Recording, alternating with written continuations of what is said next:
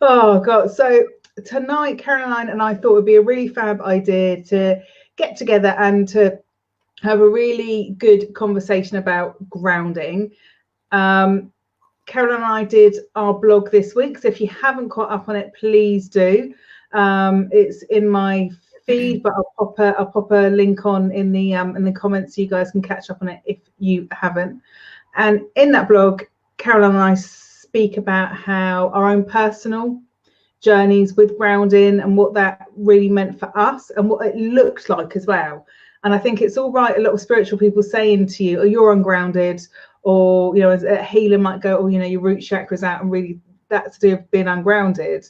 And a lot of us don't really know what that means in real life, do we, Caroline? What it actually looks like? No.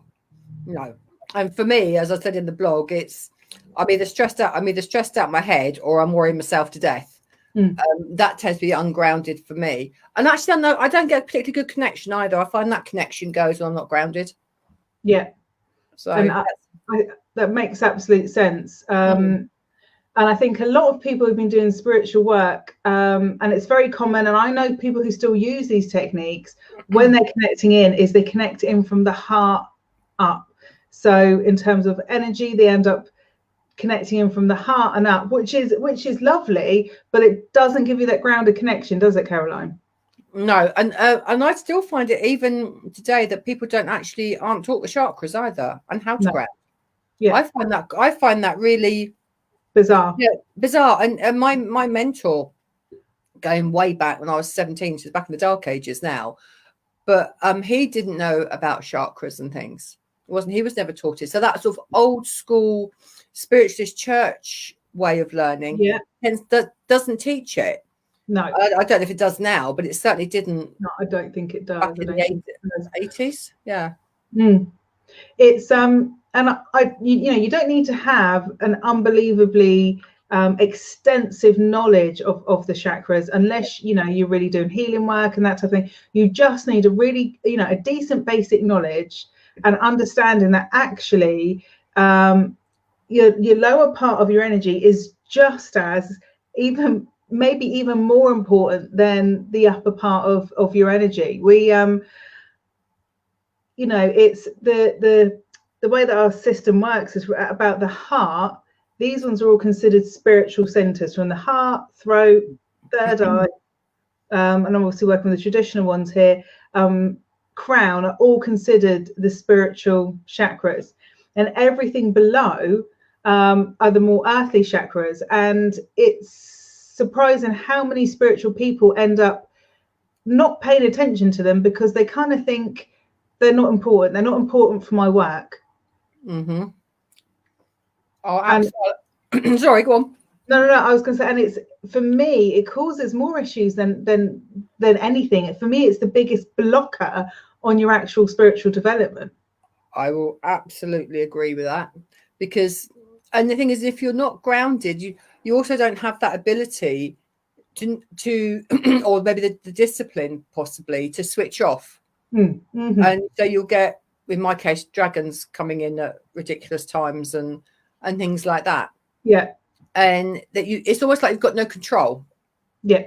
If you're not grounded, that's how it appears to me. And the dragons gave me some really interesting information actually about the lower chakras and about that grounding a few weeks ago, even though as a trained healer and whatever.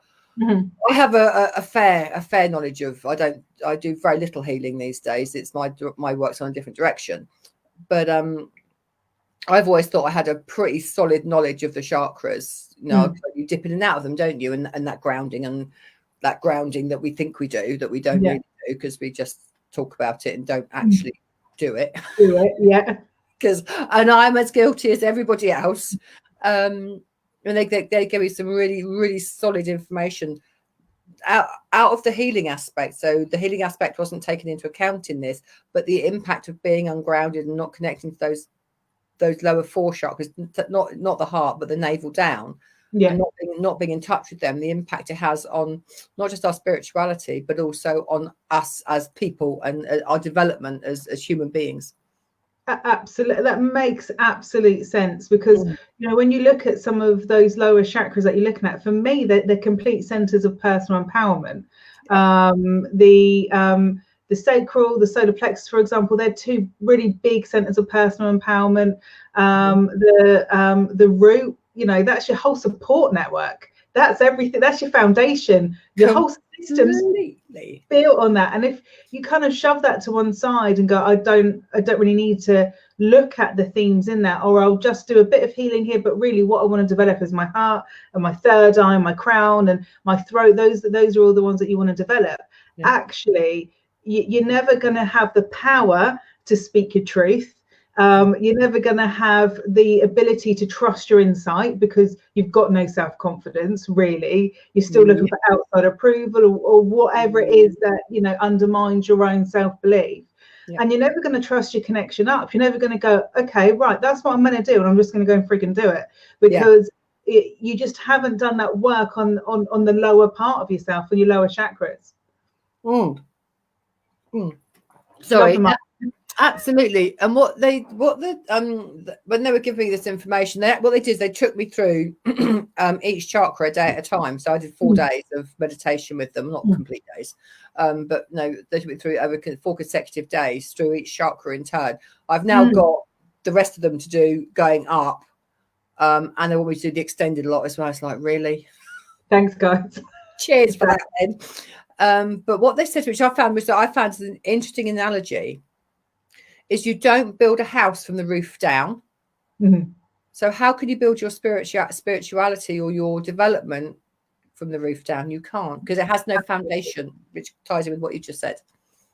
And that's interesting, because when I learned Reiki, we were taught, you still do, you're taught to work from the crown down.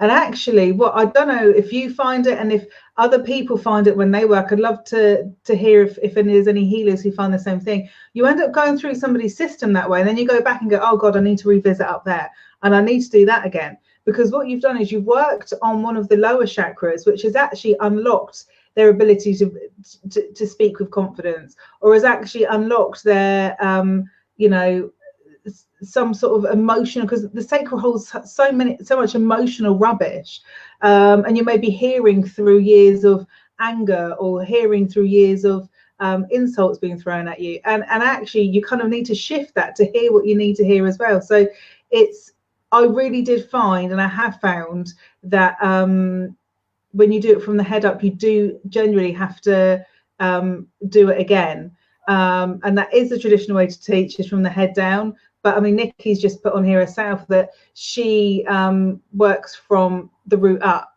and it just makes total sense. It makes sense. There's a lot of other modalities, such as sound healing, where everything is done from the root up. You wouldn't consider doing it from the crown down.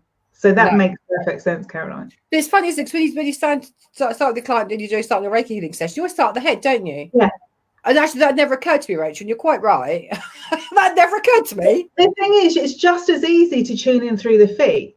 Of course it is. You know, the feet are energy in and energy out. You know, it's a complete access way. It's just as easy to tune in through the feet. So it's just and when Usui actually worked, he only worked on the head. It didn't mean that he didn't address the whole energy, but because of the way that he worked, Usui himself actually only worked at the head of the person, and worked on a lot of mindset stuff. You can imagine everything's up here. He didn't actually need to go through the whole system. So it's fascinating how things change and develop. And obviously the hand positions would have come in, it would have filtered down. But yeah, it's things like that where you go, okay, little light bulb moment here. Maybe you know, from the root up. And it's interesting because although I did grounding as part of my spiritual development in meditation and things like that, my teacher was really good with that stuff. It wasn't necessarily covered in Reiki why you work on the feet, why, you know, how to ground somebody in, how to ground yourself in at the end of a treatment. And I don't know if there's any healers on here who find themselves as Caroline was saying, struggling to switch off. And if you're a healer and you struggle to switch off, you'll find yourself still thinking about a client a couple of days later. Yeah, you'll find yourself getting drained. And that's got nothing to do with the Reiki. That's to do with your own personal empowerment, your own sense of borders and boundaries. Yeah. And that's to do with letting go of other people's journeys and healing journeys. But that's really difficult unless you've done the work on the lower chakras, which is why the traditional Reiki, there's a gap between Reiki 1 and 2, so you can work on your stuff, so that by the time you get to Reiki 2 and you want to go out and you really want to maybe offer a professional service, or you really want to go out properly, you've done some of that healing work yourself already. And I think that's really important when anyone does this work, that you've done your own work yourself and you've done it on that nitty-gritty stuff. But also, I think some of it comes with age and experience as well, you know, because I've, as you know, I said in the blog, I've always thought I was pretty grounded. I come from a sort of a grounded background, and I've always thought of myself as being grounded and feet on the floor. But actually, there's grounded and grounded, and I do think that part of this is it comes with age, and it comes with wisdom, and it comes with experiences. And it's only when you look back, you think, yeah, I'm grounded. And you look back at it, maybe over a 10 or 15 or 20 year period, and you think, who was I kidding? There's no way I was bloody grounded.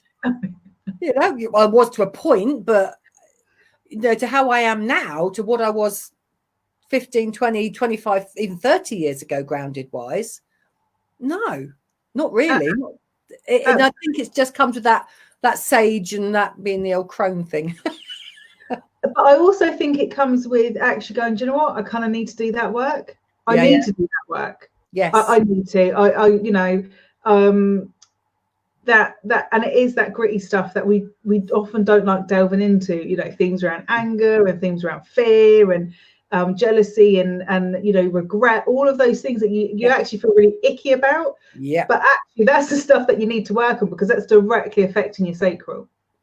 Completely. And it's stopping you stepping into that power. It's stopping you in it's that foundation, because that foundation isn't solid, because that self-belief isn't there from your foundation, from your root, because everything you possess and everything that you every potential you have in this lifetime starts itself in its root chakra. Absolutely. Yeah, you're so right. Yeah.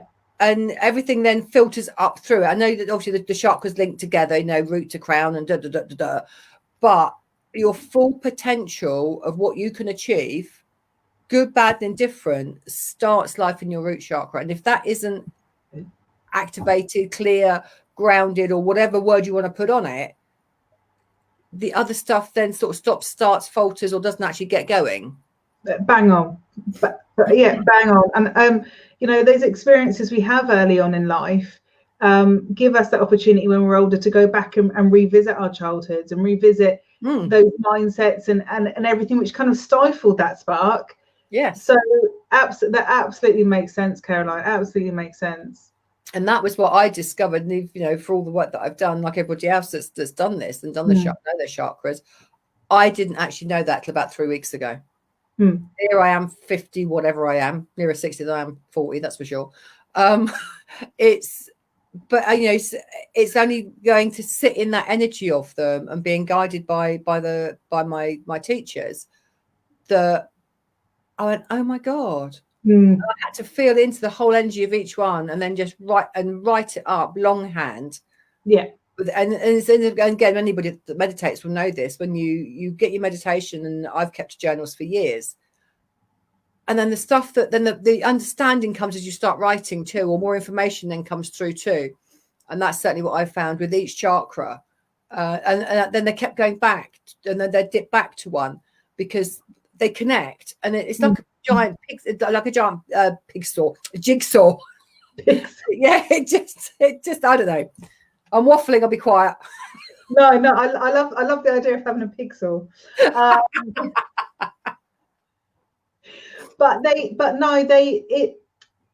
It really does make sense. The grounding and rooting stuff, I've done some really extended, because this is the stuff that I do for fun, is chakra stuff. So over the last few years, I've been really delving into the extended chakra system. And my guides had said a while ago, I'm not giving you the higher chakra stuff until you sort out the lower chakra stuff. Sort that out, get it out there, and then you'll get the higher chakra stuff. I know the higher chakra stuff is there. And if anyone learns through me, I teach Reiki 1 around the traditional 7 chakras, but I've also got the extra information in there, which I touch on more in Reiki 2 and in Reiki Master, about the extended chakra system, which is all based around the traditional. So, you know, they're all extensions of the traditional system. And the work generally within the spiritual community hasn't been done on those lower chakras.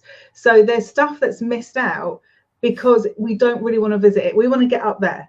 That's our thought, because it's so easy to connect. It's lovely floating around and living in a fantasy world. And let's face it, it is. You know, you don't need drugs when you do this work. But my guys like, sort this stuff out. Don't teach any of that up stuff until your students are at the right place, or until you're at the right place as a community. So I've had a lot on the upper stuff through. It's some really, really interesting stuff, which makes sense because a lot of it's about spiritual people not holding themselves back, and spiritual people not being self-sacrificial and this type of thing. You're not going to really believe that until you've done the rooting stuff.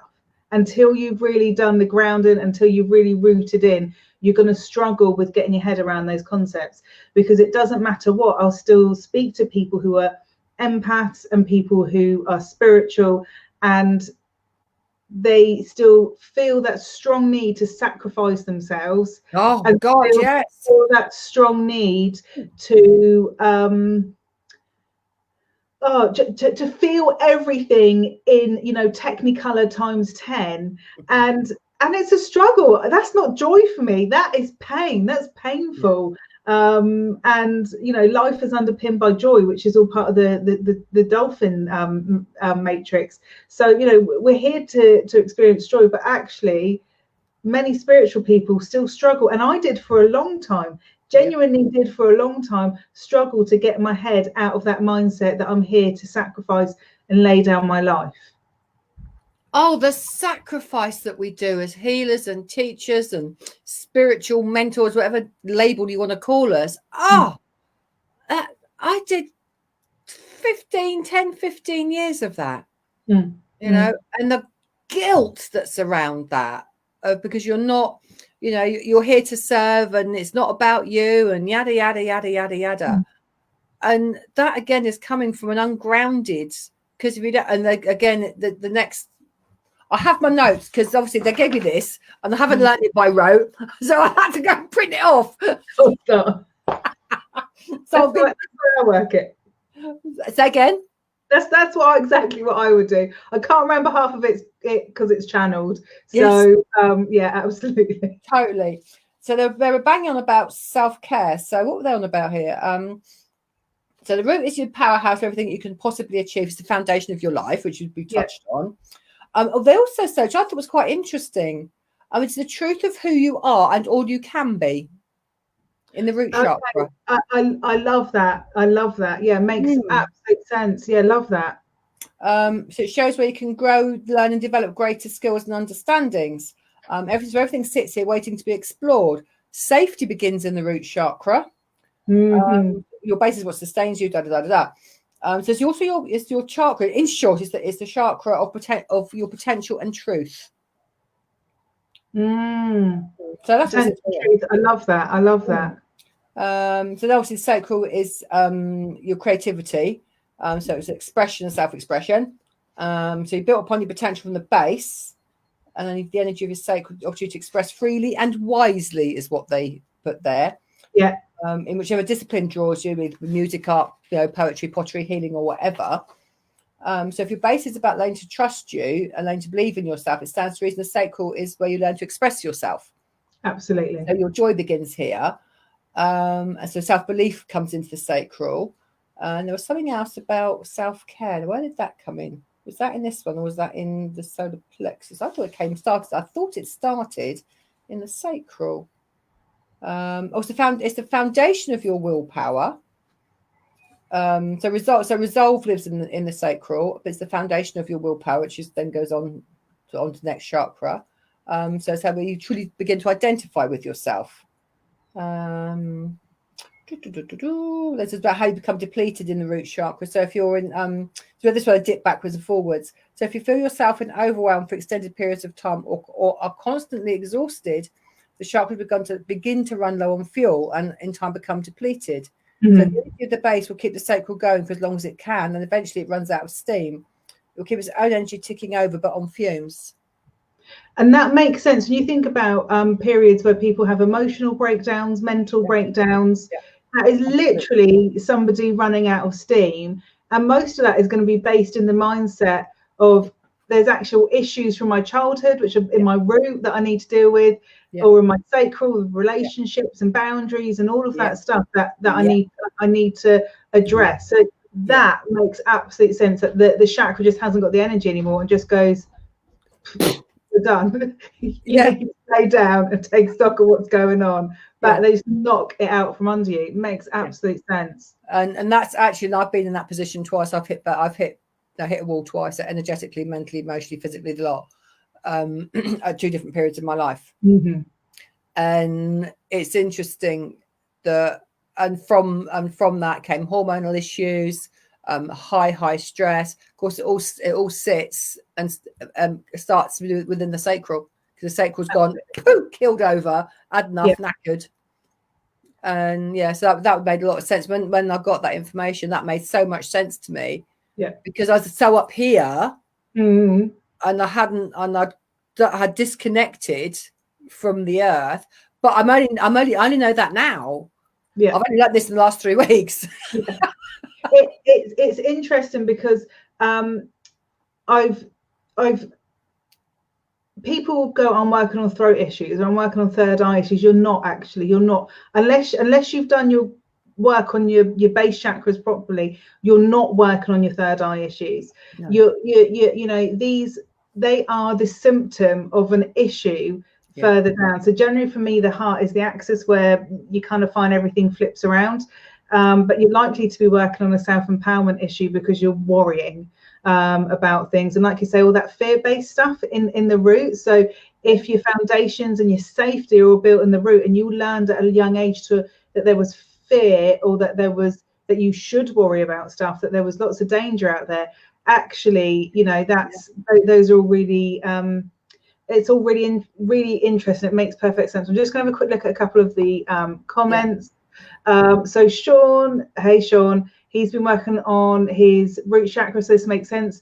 So I think, you know, it's interesting when we go, okay, this is mass consciousness stuff. Erica, bless her, has put on a lovely big comment here. No success without sort of foundation. Find time for the basics. At least 10 minutes barefoot outside helps. Absolutely. It's interesting because I've always hated wearing shoes, and so has my mum. My mum's always hated wearing shoes, and for me that's that thing where actually it doesn't feel right. Like I'm shoeless today because the grass is nice and warm. Like, why would I want to bother putting shoes on when I go out into the garden? So the taking your shoes off to ground, it's really good. It makes that physical connection. You're a battery basically, and you're making that physical connection. One of your feet is the plus end and one of your feet is the minus end, and you're making that connection into the earth and sucking up everything that you need to. But it's also fascinating that when we're in really difficult situations and we're really up in our head with anxiety and depression and worry, and we're in a really bad state, many of us struggle to go outside. And I find that fascinating because that's the time when we need it the most. Yes. Now that's interesting, because when I was running one source, one of the things I used to do, I'd get to the point was like, oh my God, brain overload, take the dog out across the fields, reconnect. Now, when that all went belly up and I had to let that go, I then went into a really busy office environment. Thankfully, we had dogs. We had a very rural office. We had dogs and we had horses outside. We had dogs in the office. And I'll just say to somebody, I've got to get out. I'm pinching one of the dogs and I've got to go across the fields. I'll be back in 10 minutes. But as the stress builds, those habits fall away. Yeah. And you forget that I hadn't actually thought about that. And that's absolutely bang on it. Because the more stressed you get, the more pressure you're under, whether it's self-imposed or otherwise, you do forget to get yourself back out and that connection to nature. You absolutely do. They've just said it's because you forget yourself. What you just said, that your root holds you, the more you're up here, the more you actually separate. They're showing you that you end up separating yourself out. Completely. And energy is it just isn't in reality. And we live such unnatural lives, let's face it, we do live such unnatural lives, that actually making yourself go outside is really, really important.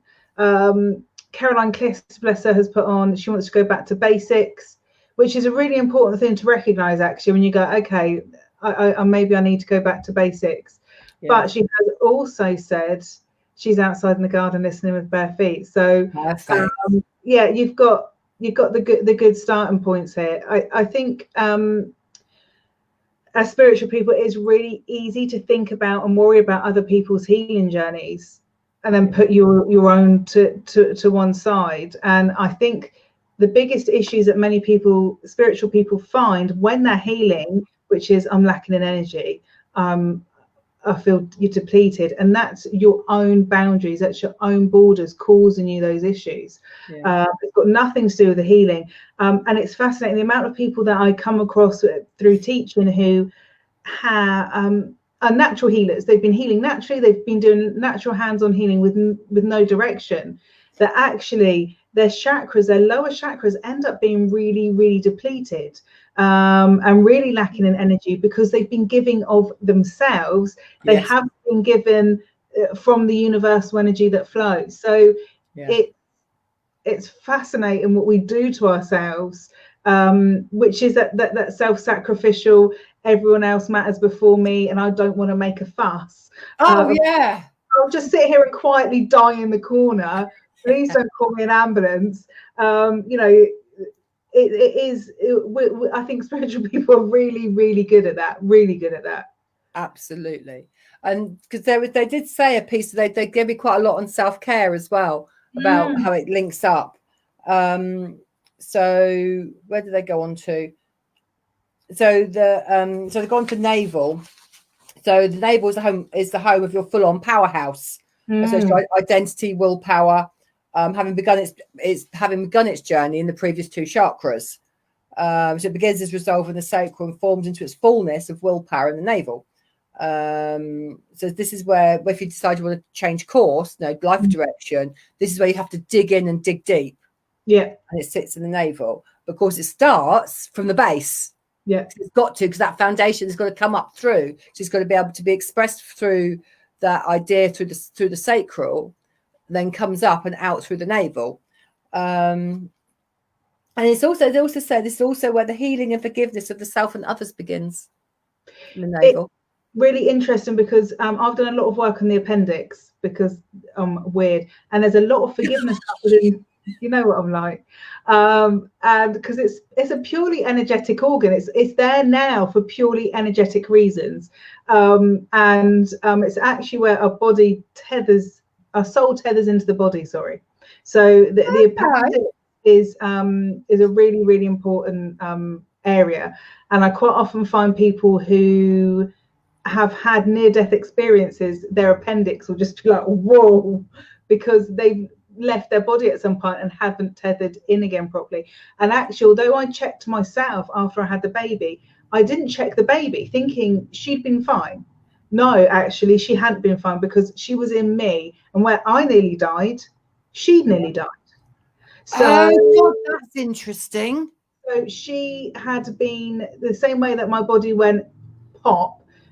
She did exactly the same thing, and I picked it up on a workshop that I did with Lindsay, actually, with Lindsay's home clearance workshop. Yeah. And it came up as part of that. And I was like, oh my God, like, why didn't that occur to me? I thought she was safe in me. But no, the fact that I was dying would have meant that she would have died too. If it wasn't for the fact that, you know, they were able to like knock me out and shove me on a slab somewhere and cut me open and get her out, she would have died. So it was only by tethering her back in that actually I noticed within days that her speech started to improve. So it was just fascinating, the effect that it was having on her. The appendix. Yeah, it was fascinating. So, you know, we can't underestimate, and I have to keep on being reminded of this. What happens to the mother also happens to the child, and it's stuff that's completely out of your control. Yeah. But it absolutely has an impact on the child as well. So her energy was really high. It was naturally really high. And of course, then it's like, no, that really does need to be tethered back in. So, and then you're looking to connect that back into your base. You're looking to connect that back into the root chakra. Right. I need to do that with my son because we both nearly died when he was born. He was 27 last weekend. And actually, he is away with the fairies most of the time. Yeah. He's got better as he's got older, because he knows he's ADHD. But actually, yeah, he has that high energy. And I used to say to him as a kid, for God's sake, Fred, breathe through your feet. How do you explain a kid to ground? You know, and he was very into this when he was little. And like he's, you know, if he's on it, he's thinking, oh God, there goes mother. But he, I used to say to him, breathe through your feet. He used to get himself so stressed. And of course, and yes, that's just made perfect sense because we both nearly died. It makes sense. It even makes sense with Dylan. I mean, Dylan's autistic, so I'm always really going to struggle to ground him in anyway because he's on a completely different system energetically. He told me that himself. You know, the sort of bright sparks that he comes out with. But he nearly died during childbirth. I didn't, but he did. So it's that type of thing where you kind of go, oh, that makes sense, and then you then bringing that down right into the root because you're drawing it back into where it should be. So the appendix is fascinating. But the reason why I started talking about the appendix was because there's a lot of forgiveness stuff in the appendix, self-forgiveness, outer forgiveness. I had Gandhi having a really nice chat with me about the appendix.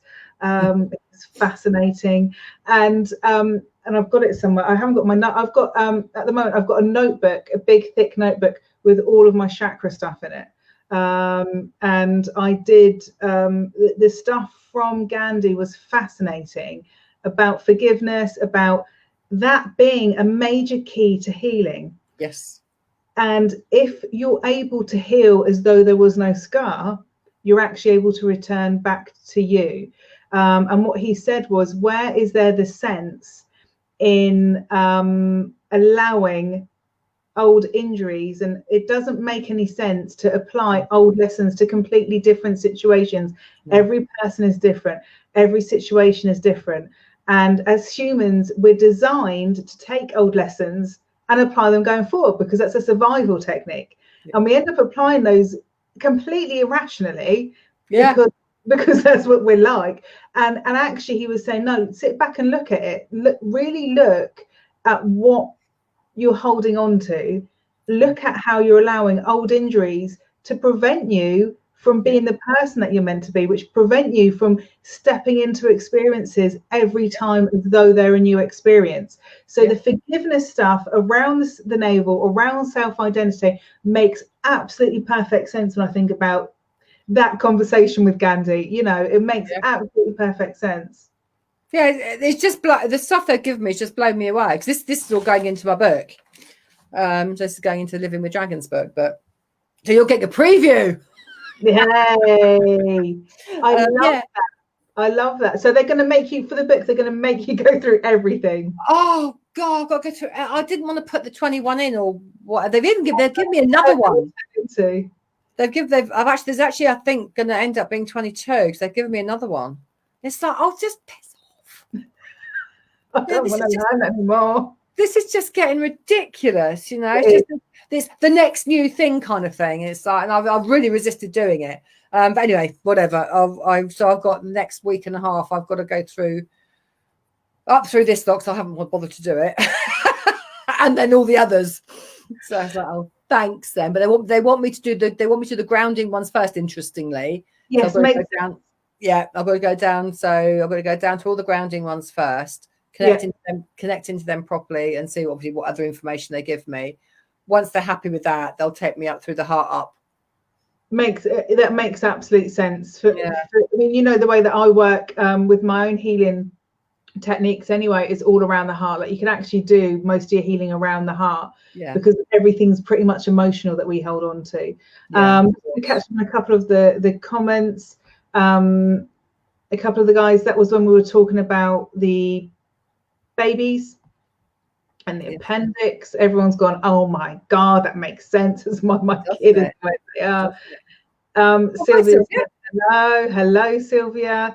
So Emma has asked a really interesting question. How does a person attempt to, oh gosh, apparently I'm channeling, how does one attempt to reconnect their child to their body? My guide said very properly in my ear. Pray tell, I've got to do that. Yeah, pray tell, absolutely. So for me, the way that I would do it would be through visualization, through Reiki. And there's no reason why you can't do the same sort of visualization with your child.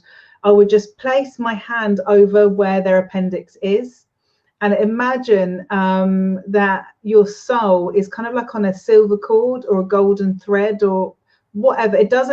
That doesn't need to look a certain way. It just needs to, you need to imagine something, and imagine that going in there, being almost like an orb around the chakra, like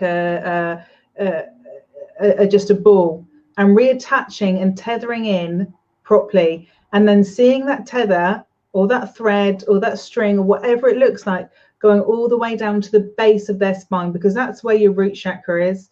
All your chakras are actually along your spine. Your main 7 chakras are along your spine, not along, because your spine and your brain, it's your grey matter that makes up your energetic system. In case anyone doesn't know, it's your grey matter that makes up your energetic system. So you're looking to take it in from the appendix down into the root, and just visualize that and sit there and hold it. I would do it when they're asleep. Sit there and hold it as long as you need to in order to do that. And if you want to ask for help, if you want angelic help, or whoever you fancy, you know, if you fancy calling in some dragons, if you fancy calling in gods or goddesses, the fairies at the bottom of the garden, whatever. I mean, these nature energies are the more grounding energies. So the angelic energies are up here, so they're going to help, but really what you want is something where the energy is a bit earthier. And for me, dragons have a very grounded energy. They have a very real energy, and the same with nature spirits. You're going to find that they've got a really grounded energy, which is why they're so much fun and they're so real, and they live their emotions because they're of the earth and they're not apologizing for being of the earth. So that's what I would do, Emma, if that makes sense. Visualization, if you feel you need to do it a few times, do it, but that's how I would approach it personally. That's a fascinating question, and it's come up a lot in when I do healing circle. It's come up a lot. So 2 issues. One is that they take the appendix out whether or not they need to. So if you go in with appendix trouble and they open you up, if they fear that there might be an appendix issue, they take it out anyway, whether or not there's an issue with the appendix, which is going to cause you issues, because it might have been that actually you didn't have an issue. Now they've whipped it out, and it will obviously affect your energy. So you just want to energetically heal that space. But what you can do, and I've done this with my gallbladder and several other people's gallbladders and appendices, is appendi. I don't know, whatever the plural of appendix is I've actually done a similar thing where I've imagined the organ is there. So you just imagine the organ is there and you energetically replace the organ is effectively how you do it. And it would absolutely, if somebody's got an infection, it would be linked to either this life or past life stuff. Absolutely. If you've got somebody who maybe had appendicitis at a very young age, for me, that would be past life. It would absolutely be past life. I don't know what your thought on it is, Caroline. I was just thinking, because we've never suffered with appendicitis in our house, but Kev did as a kid. I don't know how old he was, but he's ruptured. Wow. He was really, really poorly, and he ended up calling, because his mum and dad thought he was faking it and made him go to school. He ended up coming home and calling himself an ambulance. He was only a teenager, maybe just pre-teens. Yeah, and his ruptured. He was really, really poorly. So I was just wondering about that. I'll have to give that one some thought, because I've never thought about the appendix and going through that grounding. That's a really, I like that concept. It makes sense. It does make sense. I know my mum had appendicitis and she was about 19 in this country, and she couldn't get off the bus. And the bus driver drove her straight to the hospital because he knew she was ill. He basically finished the route. She was still sat at the back of the bus. Love her. And he basically took her straight into the Southampton General, and dropped her off on the bus, because she was really young when she had hers up, but she was really, really ill with it as well. So there's got to be energetic issues with fully accepting your life here, or near-death experiences, or something like that. But absolutely, I would think that there could be some past life stuff there as well. Absolutely. I'll ponder that one. I'll talk to Kev about that one, because he's quite intuitive, and just see what he thinks, because he's had sort of 2 or 3 different things. He had he had constant tonsillitis. This is when I met him. That went through his teens. And it right up to his mid-20s, and eventually he had his tonsils taken out, because he would just be constant sore throats, couldn't talk, couldn't swallow, the tonsils just up completely. It's painful. He's had sort of 3 serious things: the tonsillitis, his appendix, and then poor sobs in a gas explosion. He's blown out the side of a caravan and had first degree burns. Jeez. Look at him. He's not got a single scar, so you only know it when he's had tan. But yeah, so I just wonder how much of this is maybe been because he's not been connected or been grounded, or just because he has his appendix. The appendix happened first, so I wonder if there's a connection to that sort of grounding soul base thing going. And then not being grounded and it all coming out through the throat. I mean, you said, you were talking about expression earlier around the navel and in that area. And actually, your throat's so strongly linked as expression. It's one of your major channels of expression. So if you haven't done the stuff further below, it's gonna come out somewhere. I've got no tonsils. Similarly to Kev, I used to have it a bit when I was younger. And in my 20s, it just went mad. I mean, I wasn't speaking my truth. I wasn't walking my path. I was working in corporate because I had to do a proper job, because that's what you did. You grew up and you got proper jobs. And I was, there was no self-care. I was putting everybody else before myself. Even in, I remember going to have really bad tonsillitis because I promised a friend who was lonely that I'd meet her for a drink. I was literally in hospital the next day with my throat closed up. So it was, and that's all self-care, self-empowerment, actually being unafraid to walk my path and not being afraid of judgment, all of that stuff, because who goes and gives up a job when you've got a good job? Who does stuff like that? That's insane. Yeah, absolutely. It's those things where you have to learn to speak up and say, no, actually I'm doing this because this is right for me, or whatever. And it's a real issue. So it makes absolute sense if he's had some disconnect down here, that it's actually the throat, as we said, is the symptom as opposed to being the actual cause of his issue. And actually Sylvia just said here is about spare tonsils is lack of being heard and able to express, and actually that would sum up Kev perfectly from his younger years. Makes sense. Bless them. Bless them. So that's hence the She throat. was the same with the tonsillitis. Yeah. I think a lot of spiritual people with tonsil issues. It's yeah, I know a lot of spiritual people with tonsil. But I think that's true of all of us, isn't it? Because when you start talking spiritual, and if you have that sort of very practical or corporate background, and you have to go have a proper job, and then you find yourself on the spiritual path, and you're talking guides, you're talking healing, you're talking this, that, and the other. And it's how do you expressing that is you are putting your head on the block, aren't you? Yeah. And then unless your foundations are there and you're solid in your truth and your belief, and your foundations and your root is there, to express that is really difficult, isn't it? So then you're coming out of the spiritual. Yeah, I don't want to share that. The amount of people say I don't want to share that on my timeline. I really like that, but I won't share that on my timeline because my friends are going to judge me, or my family are going to judge me. And I get it. I genuinely, Catholic background, totally. I get it. I totally get it. So no judgment there. It's tough. It's absolutely. It's like you say, if you can't open your mouth in the office and say, well, what's going on with that, and why are you doing that? And people are just going to look at you like you're balmy. Yeah, completely.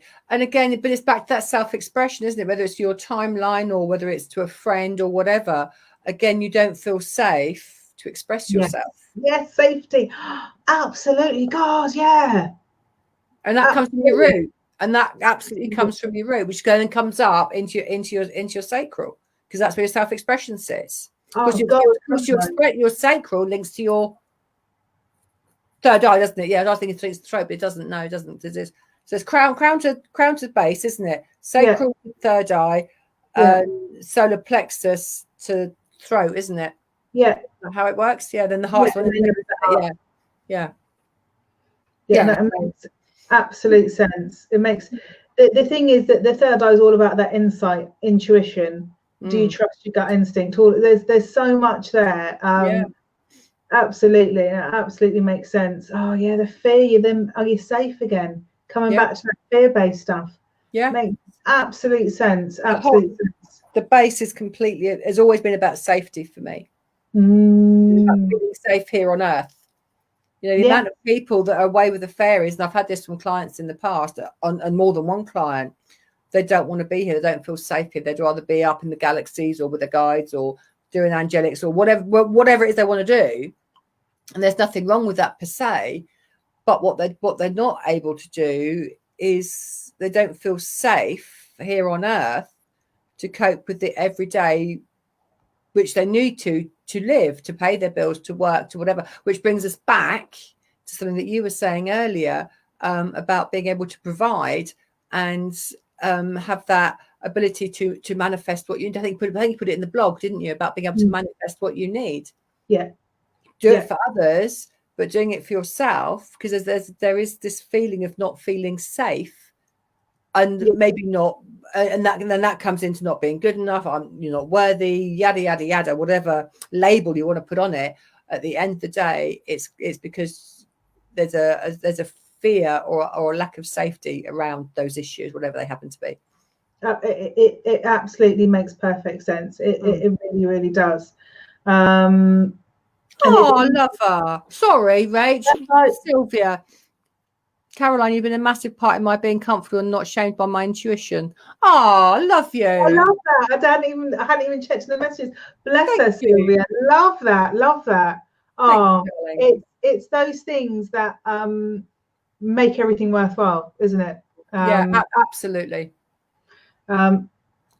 Interesting that Elaine said, she's working with blue and yellow, throat and solar. So she's kind of gone, okay, that makes sense of my healing then.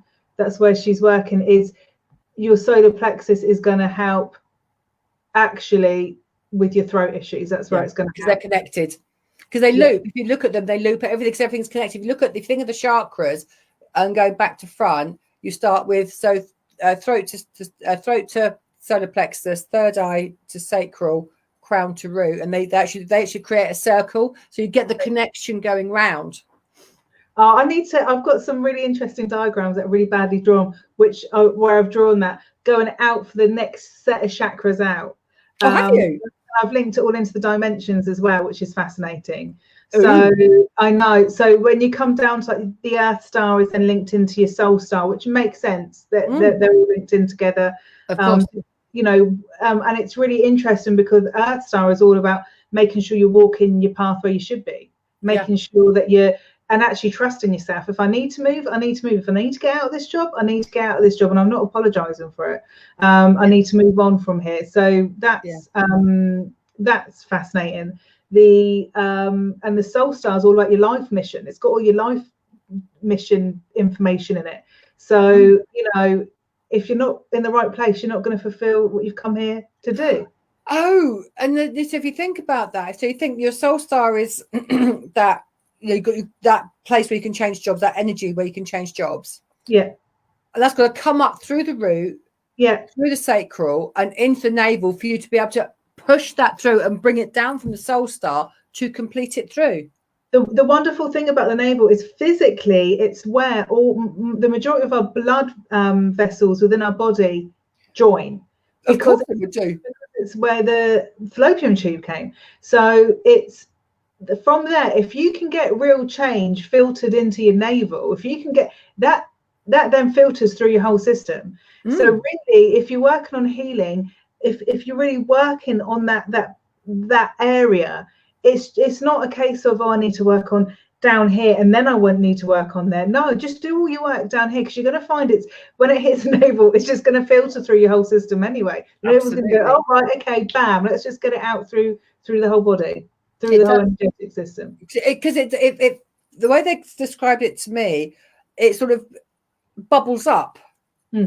It goes from one to the next, and they all sort of do this all the way up, which is quite interesting. Yeah, cool. Absolutely. It makes total sense. Sylvie says she struggles with orange. I'm not good on colours, so I don't know, darling. That's going to be her sacral. She's repulsed by it. That's all to do with self-empowerment. If you feel it's shame, it may well be. So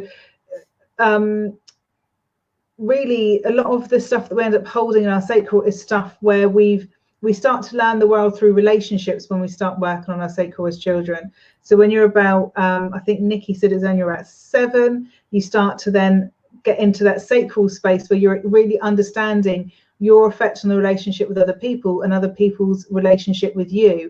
And then you're working on your emotions from those relationships and how they move back and forth. So you're probably looking at some stuff which probably comes from quite a young age, Sylvia, and if it feels like shame would make sense, because we end up holding a lot of very icky emotions there that we don't want to touch with a barge pole most of the time. So bless you, it absolutely makes sense on that. So actually, we all know that if you're feeling bad about something or something really triggers you, that's where you've got to do your work. Oh, she was incredibly shy, lover. Makes sense. Okay, absolutely makes sense, Sylvia. So you know that feeling of wanting to stand back, not to be seen, and shame attached to that as well. It all makes perfect sense, bless you. So yeah, it's you know now, Sylvia, probably where you're working on, which isn't not going to be easy, but you're in the right circles and around the right people that that this is something that you can take forward and that you can take yourself forward through. So bless you. And you've got skills. You've got a massive skill set there, Sylvia, that you can call on. So you can take yourself through this. But obviously, as Rachel said, we're here if you need us. You're in the right circles. You're in the right circles. Absolutely. You're in the right people. Right. So Caroline and I had spoken, if this sounds of interest to you guys, about doing a afternoon workshop. I think we said, did we? We did. About getting into the real nitty gritty of grounding. So what we had discussed was the two of us working together. Caroline Caroline, looking at those the bodily chakras, those chakras on the body, and all that self-empowerment stuff, all those areas, that safety, all of those areas. And I was going to look at the lower chakras. So for me, that's your Earth Star, your Dolphin Matrix, and I don't have standard interpretations. Most stuff that people put out is good. There's absolute credence to it. There's some really good stuff there. But Carolyn and I work in very similar ways in that we both channel the stuff. So you sit down and you start doing the work, and you know, you maybe sat with somebody and you go, oh, okay, I'm picking up on that there as well. You know, even when you do readings and stuff, Caroline, and you're drawn to a certain area for somebody, you end up really feeling into it. So the Dolphin Matrix comes through with a lot more than what you probably get, than you've probably read elsewhere. The Whale Matrix is the next one down. Axis of Control, which you're not going to find in most places, because it's, like I said, the ground and stuff. Spiritual people aren't very good at going, okay, we need to ground. And then you're looking down then at Gaia Gateway. So Axis of Control is about those, you know, trying to embrace chaos and move through life in an easier way. Because for both Carolyn and I, we really, really feel that this is where the spiritual communities really need to do most of our healing work at the moment, isn't it, Caroline? Absolutely. You've got you can't go forward unless you've got you can't go forward with any real impetus if you're not fully grounded, and in that's your development spiritually and personally, and your healing. Absolutely. I mean, Carol and I both work in similar ways, is that we actually want to make an impact on your life. We don't want to just do a fluffy meditation and you go away going, oh, that was a nice couple of hours. We actually want you to go away and go, oh my God, this is triggered, this has changed, I can feel forward momentum on this. So, you know, we'll really look at the real areas in your life and how to take that forward. So we'll both be doing like a little bit of an exercise each in order to take you forward, so that you've got something to go away with and go, actually, you know what, I can kind of take myself forward from that. So we're going to do it in Zoom, right, Chubby? Yeah, so because we're still on lockdown, Carol and I what I'll do is, I haven't set it up on the system yet, but what date did we say, Caroline? I think did we say 2 weeks, Sunday, 2 weeks time? Sunday, 2 weeks, I think makes sense. Let's have a look, my calendar. The 31st, I have it in for. That's it, that's the one. Yeah, so the 31st, so right at the end of the month, and it will be an afternoon, couple of maybe 2.5 hours is what we've said. Yeah, a cup of tea and a wee in the middle. Yeah, because that's always essential when you're doing grounding work, is to have a cup of tea and be allowed a loo break as well. And 22.22, I think, is what we set the price at. Caroline, does that sound right? So you'll be working with both myself and Caroline, and you'll find that we both work in similar ways, which is fab, because you're going to be getting two people approach stuff from a very real perspective. And if you fancy it, pop on the comments. Even if you're on catch up, pop on the comments, because as soon as I set it up in the system, I can ping it across to you guys and let you know straight away. But it'll be Zoom, it'll be online, and I think we looked at the time. I think it was about 2:30. Caroline, will it take? Yeah, we said 2:30. 2:30. No, 7:30 here. Was it? Did we do 2:30 or 7:30? What did we say? Did we say the afternoon in the end? Yeah, afternoon. Let me look. Yeah, 2:30 till 4. And then we felt that was a really good time, because then if we've got any people in the States, on the East Coast, etc., which we both, I think both of us have got people who do work with us in those areas, then they've got an opportunity to join in if they would like to. Yeah. Elaine said, will you film it and allow people to buy it if they can't attend, i.e. me? I mean, absolutely, I can record it. So there's absolutely no reason why people can't join in on catch up, and then absolutely let us know if they've got any questions afterwards. Yeah, we can do that. That would be good, actually. Can I stick that on my website for people that cut again? Still got people in Australia, which will be 2:30 here in the afternoon.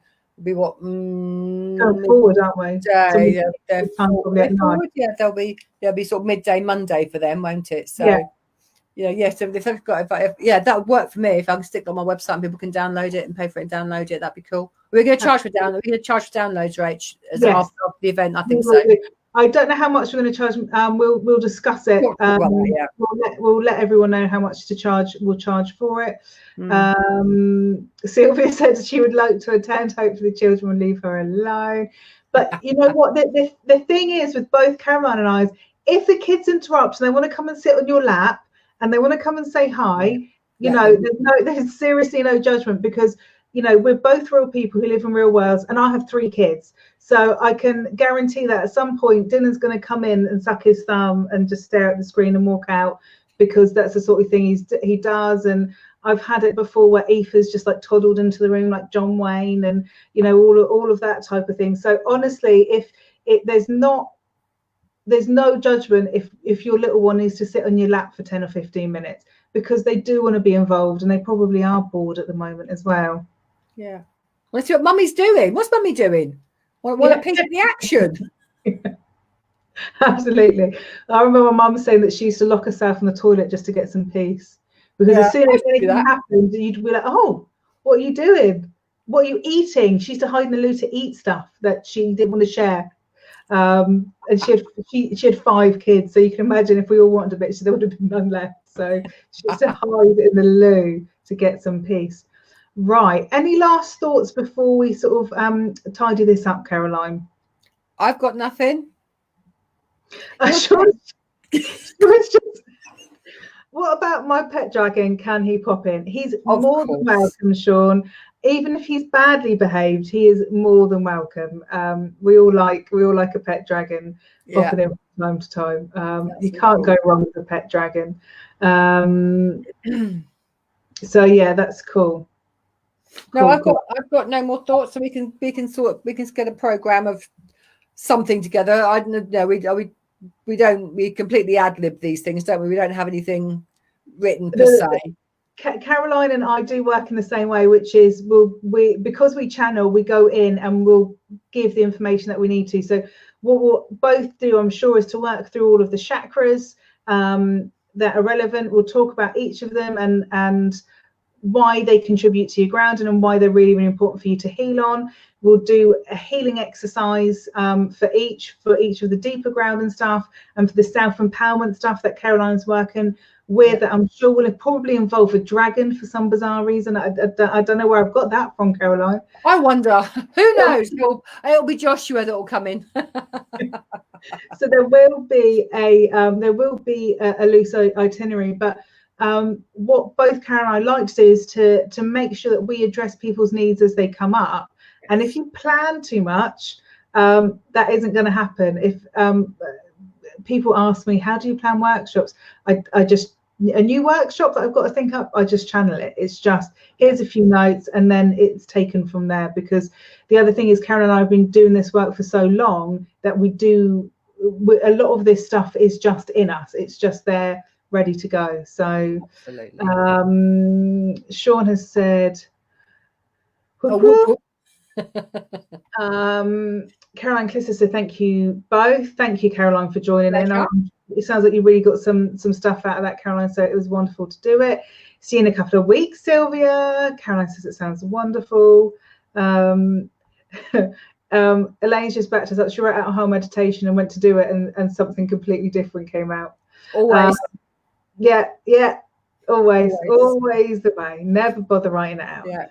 I think the only time I've probably workshops is the dragon stuff, because I've got specifics they want me to say. Yeah. And I know what I'll do. I'll go off on a tangent. So I always have it these days, the dragon stuff, I have it fully written out, which I'll then, all right, next bit, that's what we're doing next. And invariably I don't use what's written, because I just need those notes to prompt, because otherwise, But if I don't have the notes to prompt, I go completely. We'll be off with the galactics flying around. Off-piste totally. Yeah, absolutely. Right, my lovelies. Thank you so much for joining us this evening. Thank you to Caroline for joining us as well. And again, anyone joining and catch up, please let us know that you're on replay or you're catching up. And if you've got any comments, questions, you want to join in on the workshop, please give us a shout. And we're going to go. Enjoy the rest of your evening. Take care, guys. Bye. Big love to you all. See you later.